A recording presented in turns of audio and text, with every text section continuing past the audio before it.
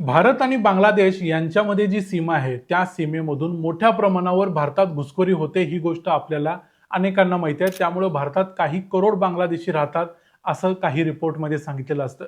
पण आपल्याला अनेकांना ही गोष्ट माहिती नसेल, जशी मला देखील माहिती नव्हती, की बंगाल आणि बांगलादेश यांच्यामध्ये जी मोठी सीमा आहे त्या सीमेमध्ये जवळजवळ 550 किलोमीटरपेक्षा जास्त सीमा ही अनफेन्सिंग केलेली आहे. म्हणजे इथं कोणत्याही प्रकारची बॉर्डर नाही.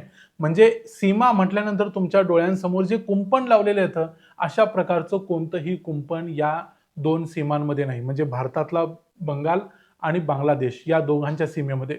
त्यामुळे मोठ्या प्रमाणावर बांगलादेशी लोक बंगालमधूनच का घुसतात या प्रश्नाचं उत्तर मला देखील हे सगळं कळल्यानंतर मिळालं. आणि हे सगळं कळलं कशामुळे, तर याबद्दलची एक PIL बंगालमधल्या कोलकाता हायकोर्टमध्ये आलेली आहे आणि त्याच्यावरती कोलकाता हायकोर्टानं बंगाल सरकारला सुनावलं. त्यावेळेला ही गोष्ट समोर आली. या मुद्द्यावर सेंट्रल गव्हर्नमेंट आणि ममता दीदींचं TMC गव्हर्नमेंट यांच्यामध्ये अनेक वर्षांपासून, काही महिन्यांपासून मोठा वाद देखील चालू आहे. हे देखील समजलं हे अतिशय सिरियस प्रकरण आहे आणि एक प्रकारे भारताच्या राष्ट्रीय सुरक्षेशी खेळल्यासारखं आहे. तरी देखील या मुद्द्यावरती राजकारण केलं जातंय. ममता बॅनर्जी या गोष्टीला अजिबात सिरियसली घेत नाहीत. नक्की काय काय झालंय ते पाहूया आजच्या या व्हिडिओमध्ये. मी आहे रणजित यादव आणि तुम्ही पाहताय द मराठी बाणा. हे बघा, भारत आणि बांगलादेश या दोन देशांच्या मध्ये जवळजवळ 4000 किलोमीटरची सीमा आहे. या 4000 किलोमीटरच्या सीमेपैकी सर्वात मोठी बॉर्डर कुठल्या राज्याबरोबर आहे भारतातल्या, तर ती आहे बंगाल बरोबर. बंगाल शिवाय इतर राज्य देखील आहेत. आसाम आहे, त्रिपुरा आहे. या राज्यांची देखील बांगलादेश बरोबर बॉर्डर आहे, पण सर्वात मोठी बॉर्डर आहे या बंगाल बरोबर. त्यामुळे बंगालमध्ये सर्वात जास्त घुसखोरी देखील होत असते. याचे आकडे काय आहेत ते मी पुढे सांगेनच, पण इथं काय होतंय तर बंगालमधली ही जी बॉर्डर आहे ही याचं फेन्सिंग झालेलं नाही आणि त्यामुळं सर्वात जास्त घुसखोरी इथून होते. तर किती फेन्सिंग झालेलं नसेल, तर साधारणपणे एकूण 2216 किलोमीटरची बॉर्डर आहे. याच्यामध्ये 1650 किलोमीटरच्या बॉर्डरचं फेन्सिंग झालेलं आहे. म्हणजे इथं कुंपण आहे. उरलेली जी 570 किलोमीटरची बॉर्डर आहे याच्यामध्ये फेन्स लावण्यात आलेला नाही. त्यामुळे इथून भारत आणि बांगलादेश आओ जाओ घर तुम्हारा असा प्रकार आहे. त्यामुळे त्यातली काही बॉर्डर जी अशी आहे याच्यामध्ये मार्शी लँड्स आहे, म्हणजे ज्याला आपण दलदलयुक्त प्रदेश आहे असं म्हणतो. काही ठिकाणी नद्या आहेत. असा सगळा भाग जरी बघितला तर तो साधारण 110-112 किलोमीटरचा आहे. त्याच्याशिवाय जी मग उरलेली जवळजवळ 450 किलोमीटर क्षेत्र शिल्लक राहतं त्याच्याबद्दलचं काय, तर इथं फेन्सिंग करायला ममता दीदींचं बंगालमधलं सरकार तयार होत नाहीये आणि त्यासाठी जे जमीन अधिग्रहण करावं लागतं ते जमीन अधिग्रहण करायला तयार नाही.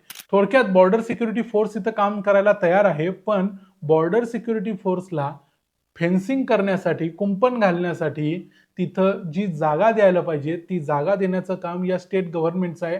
ते करायला स्टेट गव्हर्नमेंट तयार नाही. म्हणजे साधारण 78 किलोमीटरची जमीन राज्य सरकारनं दिलेली आहे आणि उरलेली 378 किलोमीटरची जी जागा आहे त्याच्याबद्दल राज्य सरकार काढायला तयार नाही. याच्याबद्दलची जी PIL आहे ही सुब्रत सहा नावाच्या एका रिटायर्ड लेफ्टनंट जनरलनं कलकत्ता हायकोर्टमध्ये टाकलेली होती. त्याच्यावर कलकत्ता हायकोर्ट गेल्या काही वर्षांपासून सुनावणी करत आहे आणि ते बंगाल सरकारला जाब विचारताय की तुम्ही इथं फेन्सिंग करायला का माघारी सरकताय, का तुम्ही राष्ट्रीय सुरक्षेची खेळताय.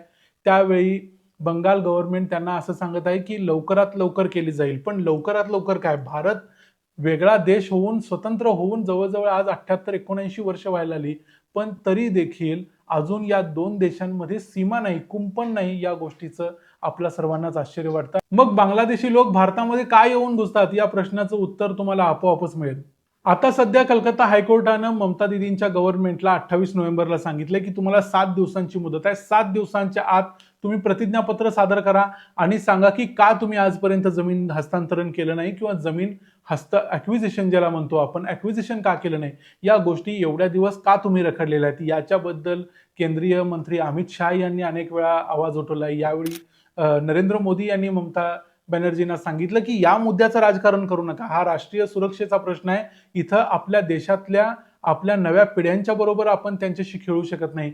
इथं या गोष्टीला सिरियसली घेतलं पाहिजे आणि हे फेन्सिंग झालं पाहिजे. आजपर्यंत मागच्या 70-80 वर्षात का झालं नाही हे जाब विचारण्यात आणि ते अगोदरच्यांनी केलं नाही म्हणून सोडण्यात अर्थ नाही. आता सध्या का होत नाहीये ही गोष्ट जास्त महत्वाची आहे. आणि तुम्ही जर आकडेवारी बघितली तर सर्वात व्यवस्थितपणे आकडेवारी बघितल्यानंतर समोर येतं की बांगलादेशमधले लोक कुठल्या भागातून भारतामध्ये घुसखोरी करतात, तर त्यामध्ये आपण नेहमी काही जिल्ह्यांची नावं ऐकतो, की बंगालमधला मालदा, मुर्शिदाबाद आणि स्वरूपनगर हे 3 जिल्हे आहेत आणि बरोबर या 3 जिल्ह्यांमध्येच फेन्सिंग झालेलं नाही, म्हणजे कुंपण नाही.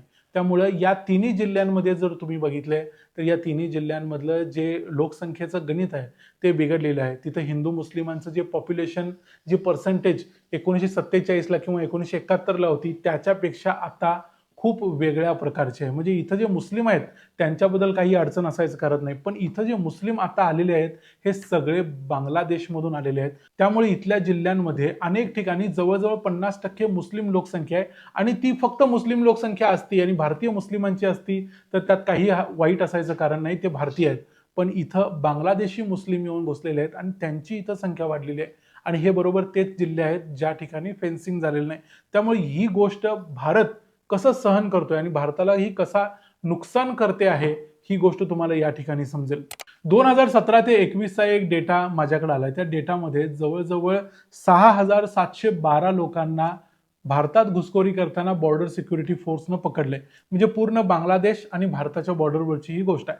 त्यातले 6,712 पैकी 5,318 लोकांना फक्त बंगाल आणि बांगलादेशच्या बॉर्डरवर पकडले. म्हणजे 80% लोक जे पकडले गेलेले आहेत, ते बंगालमध्ये घुसखोरी करत होते बांगलादेशातून. याचा अर्थ जे न पकडलेले 80% लोक असतील ते देखील बंगालमधूनच घुसत असतील. त्यामुळे इथं अत्यंत सिरियसली या प्रकरणाला घेण्याची गरज आहे. ममता दीदींचं जे बंगालमधलं सरकार आहे त्यांनी, कारण हे जर असंच चालत राहिलं तर संपूर्ण बंगालमधलं जे डेमोग्राफी आहे ती एक दिवस चेंज होईल. एखाद्या निवडणुकीत एखाद्या पक्षाला फायदा होईल, तोटा होईल, तो भाग वेगळा. फक्त राजकीय पक्षांचा फायदा तोट्याच्या पलीकडे जाऊन इथं बघितलं पाहिजे. हा राष्ट्रीय सुरक्षेशी खेळण्यासारखा विषय आहे आणि असं अजिबात व्हायला नको, कारण हे बांगलादेशी फक्त बंगाल किंवा दिल्लीपुरते मर्यादित राहिले नाही, ते आता अगदी केरळपर्यंत येऊन पोहोचलेले आहेत.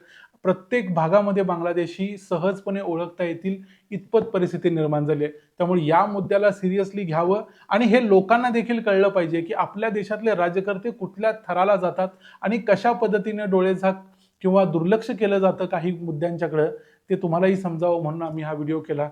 याबद्दल तुमचं काय मत आहे ते आम्हाला कमेंट्समध्ये जरूर सांगा. व्हिडिओ आवडला असेल तर व्हिडिओला लाईक करा, चॅनलला सबस्क्राईब करा. पुन्हा भेटू पुढच्या व्हिडिओमध्ये.